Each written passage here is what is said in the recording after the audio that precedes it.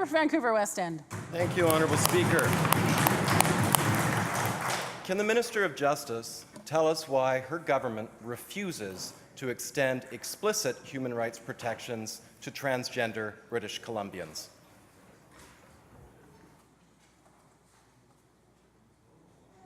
Madam Attorney.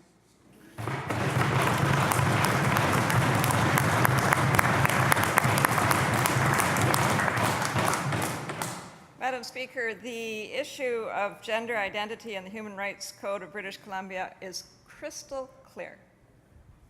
Our Human Rights Code protects all persons, no matter what their identity, no matter what their gender identity, which I think is the issue in question. It is crystal clear. The law is crystal clear. They are protected, Madam Speaker, and we can be proud of that in British Columbia, that our courts have been so clear about that we are so clear about that.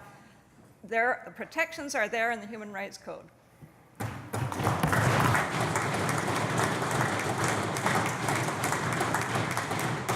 Recognizing Vancouver West End on a supplemental. Thank you, Honourable Speaker. Well, if the Minister happened to actually read the Human Rights Code, she would see gender identity and expression are not actually written in BC's Human Rights Code. Alberta, Saskatchewan, Manitoba, Ontario, Nova Scotia, Northwest Territories, Prince Edward Island, and Newfoundland have all acted. They've all explicitly protected gender identity and expression in their Human Rights Code because transgender people face hatred, discrimination, and outrageous levels of violence. This government almost stands alone in refusing to support transgender British Columbians.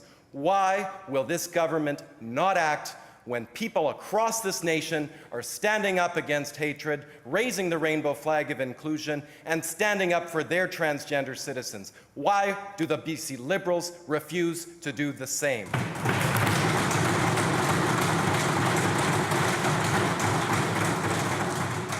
Madam Attorney.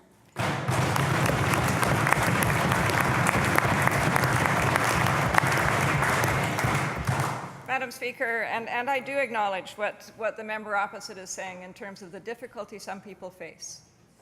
And that needs to be addressed in a number of ways, and our government is committed to addressing it in a number of ways. I know the Minister of Education frequently talks about anti-bullying initiatives in schools.